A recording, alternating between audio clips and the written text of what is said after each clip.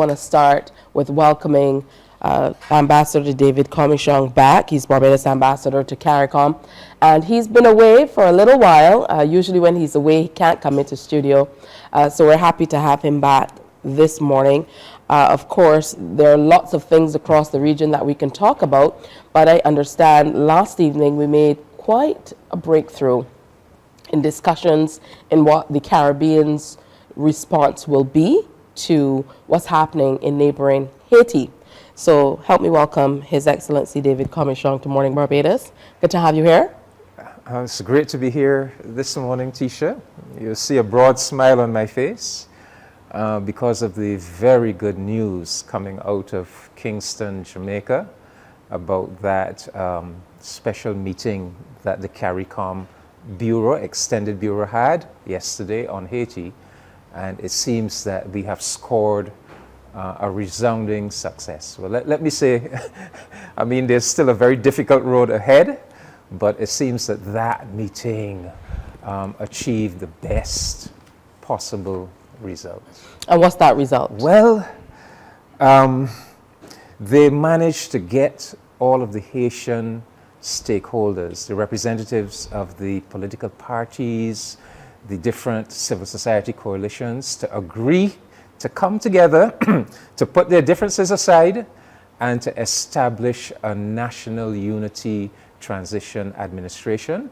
So the current acting Prime Minister Ariel Henry, he will resign, he will give up, and he will turn over all power and authority to a 9-member presidential transition council made up of 7 voting members and two non-voting members. And that 9-member council is being selected by all of the relevant, the civil society, the political parties, the religious sector, etc., etc. That 9-member National Unity Presidential Council, they will assume the powers of the presidency, and they will appoint a new prime minister.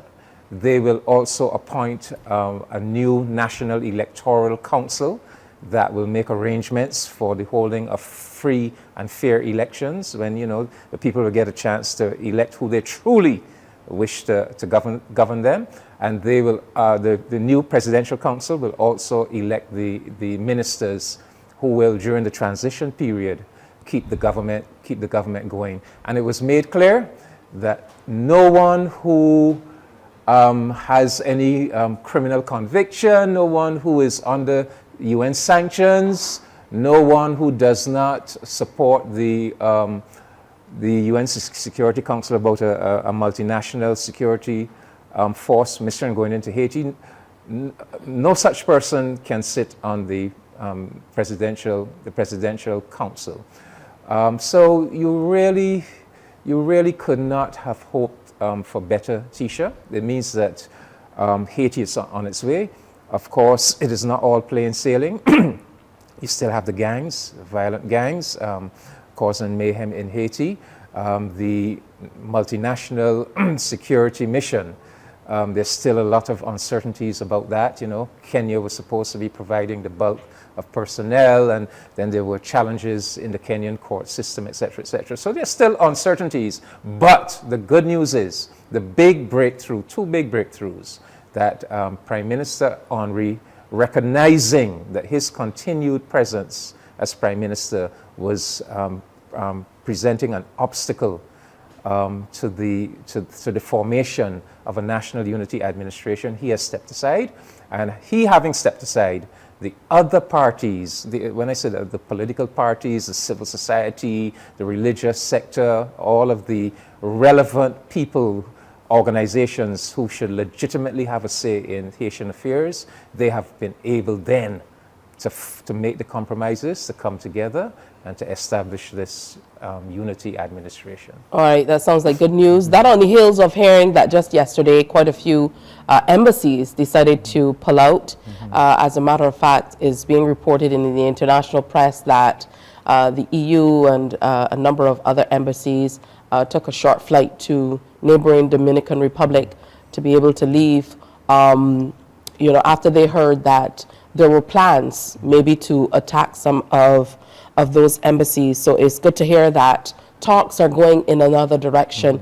Let's talk specifically about the role Barbados played and maybe the wider CARICOM nations in these negotiations. Well, the negotiations were carried out by the extended bureau of CARICOM. So the CARICOM bureau consists of 3 heads of government. The current chair of CARICOM, who happens to be President Irfan Ali of Guyana, he's the current chair. The immediate past chair, which would be Prime Minister Roosevelt Skerrit of Dominica, and the incoming chair, so the next chair is going to be Grenada, Prime Minister Dickon Mitchell. So that's the bureau.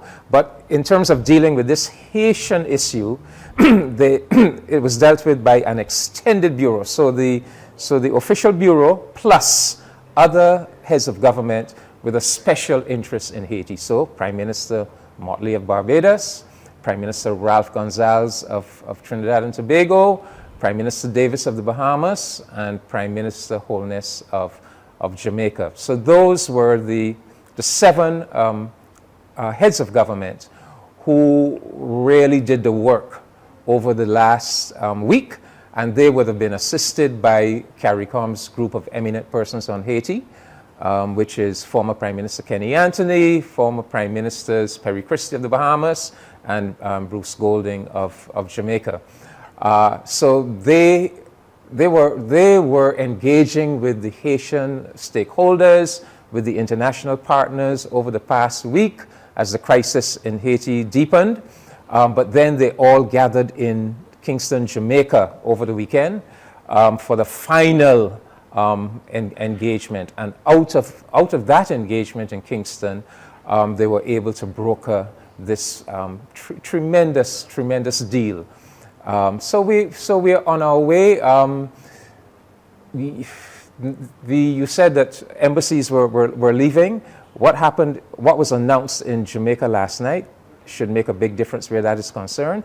But a lot is going to still hinge on the multinational security mission coming into Haiti, providing security personnel to bolster the Haitian National Police, to bring some semblance of law and order, to put the gangs under manners and eventually to dismantle the gangs. So it is going to be critical, and that is why they said nobody who opposes that multinational security mission can sit on the Presidential Council, because obviously they don't want any confusion, because they recognize that the Haitian National Police do need incoming personnel. And as we know, Barbados, Jamaica, Bahamas, Barbados have all pledged personnel to be part of that mission.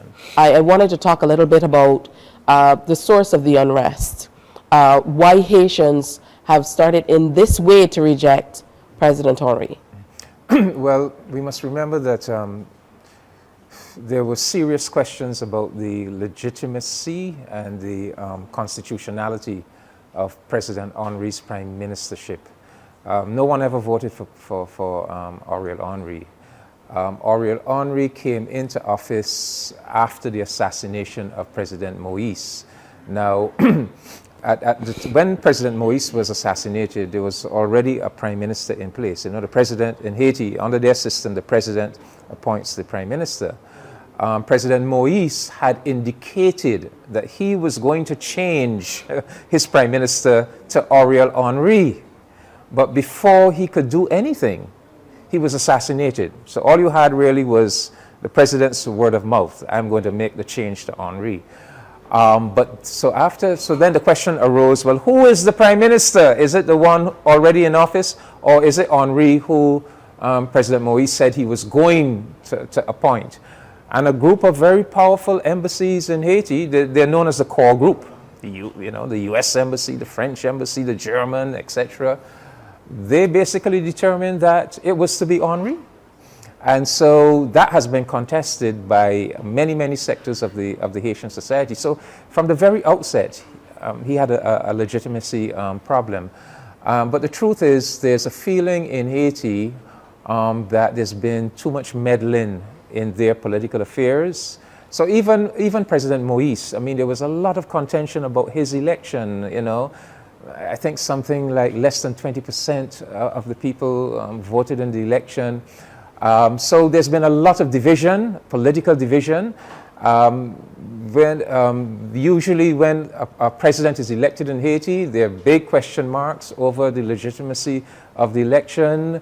There are people protesting, there's a lot of opposition, and so the society is almost constantly unstable. And that is why we really have to get to manifestly free and fair elections, and elections free from any outside interference, where it becomes clear that whoever has been elected, this is the legitimate choice of the Haitian people, so you don't have this continuing protests and instability. And so that is what is going to be important now. Bear in mind, this presidential council that has been agreed upon, that's just supposed to be a temporary transition administration. The key to everything is to make a journey now towards a free and fair election, that you could get a government that everybody agrees upon, and that government is not facing constant protests in the streets and questions about its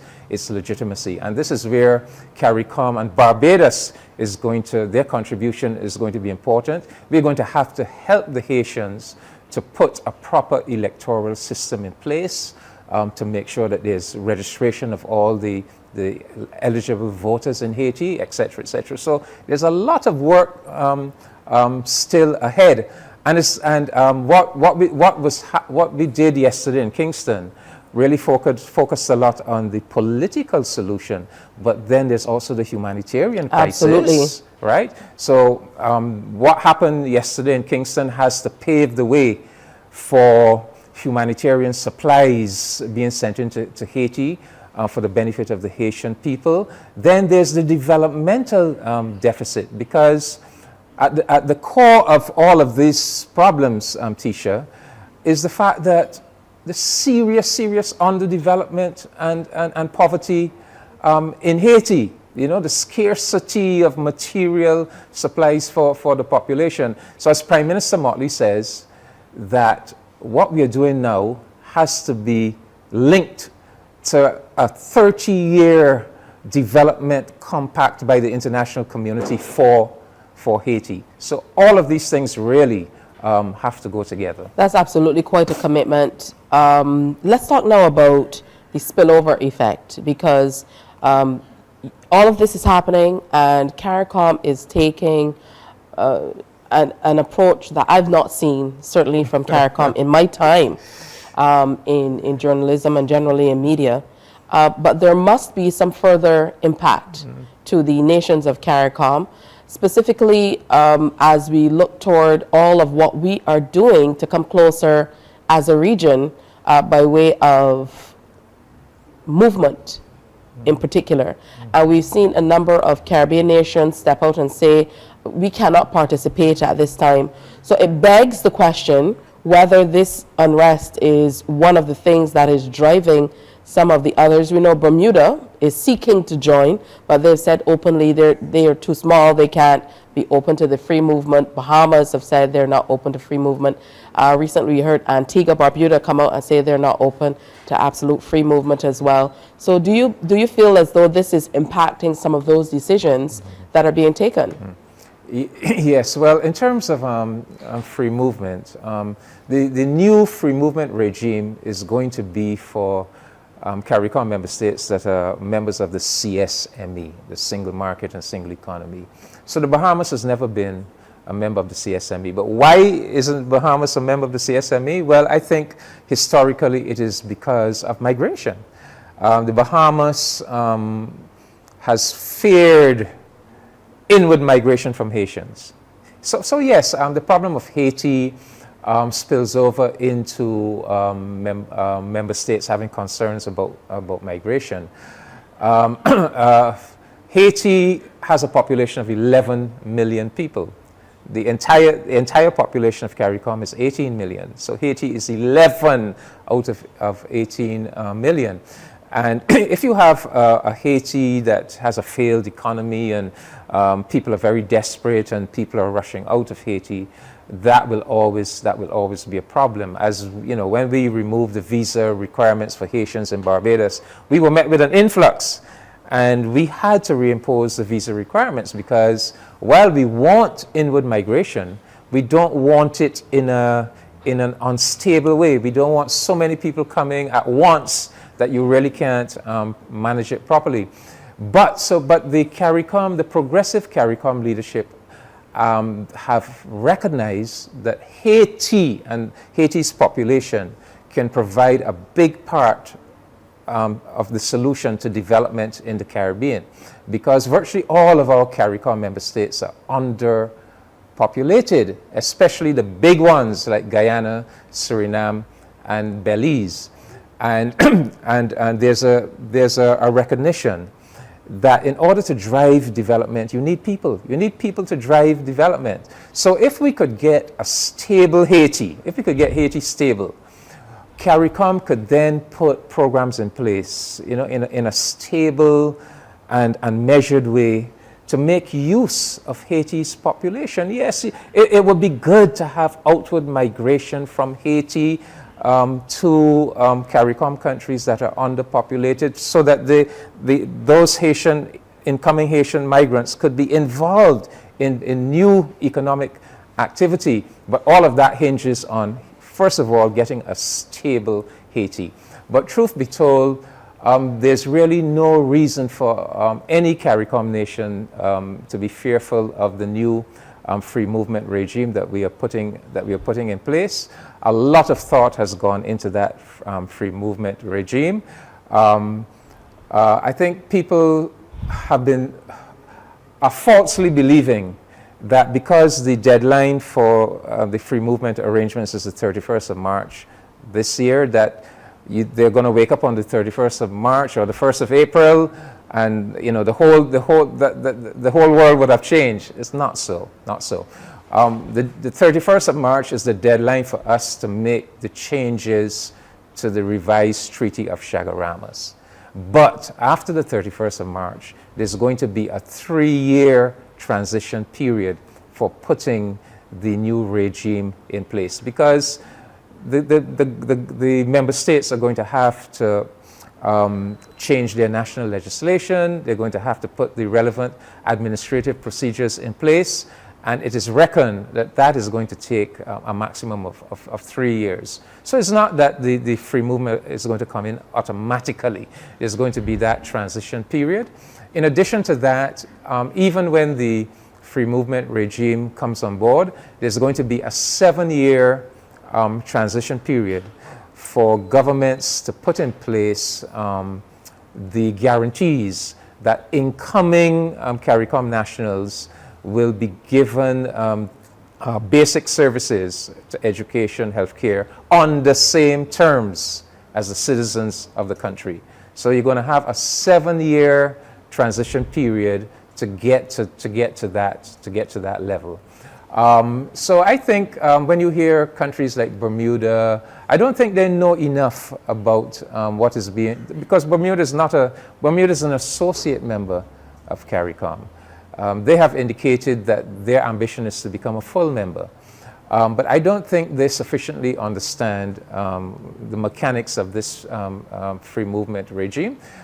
Because, for example, the free movement regime is still going to be subject to that a member state can refuse entry of anyone who they believe will be a threat to their national security. In other words, a criminal, you know, or someone who is unsavory. They can refuse a person on those grounds, or anyone who is likely to become a charge on the public purse. So anyone who may be coming in and it is clear that they don't have the skills, they don't have the wherewithal to support themselves, they're likely to become a charge on the public purse. So governments will still have those powers in their hands to protect themselves. And the CARICOM Treaty says, you know, any program that is put in place, if a member state begins to experience severe financial stress, that it is impacting their balance of payments and so forth, they have the power to suspend whatever program it is, to temporarily suspend it to get over the financial problem. So there are lots of safeguards in place. So really and truly, there's no reason to fear this freedom of movement regime. And truth be told, it is going to be a small minority of our people who will wish to move to another CARICOM member state to live indefinitely. Most people are still going to move simply for temporary visits, you know, not to go and live permanently. I think the greater fear is not so much people coming in. I think the greater fear could be people going out, that you may lose some of your most productive citizens because they opt to go and live and work in another CARICOM member state. Because truth be told, we are all underpopulated. We need Barbados, for example, with our aging population. We need young, economically active people coming in, contributing to the economy, paying taxes, contributing to the national insurance system, you know? Absolutely. Yeah. So what comes first, the chicken or the egg? Because with this, we also need to bolster our social services and things of that nature. But as you mentioned, you really need people paying into the system, contributing to be able to make those things happen. As always, very interesting conversation with you.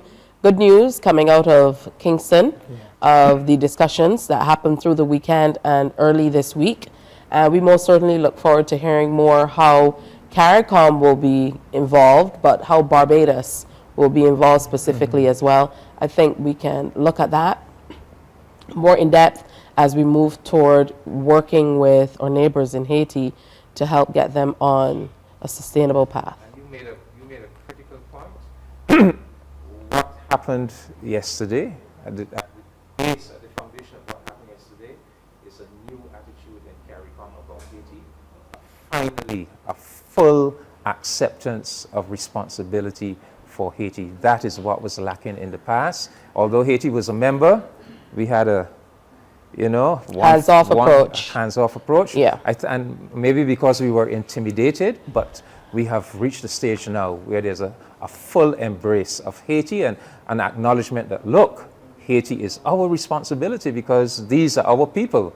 And that is the key to the difference that we are seeing now.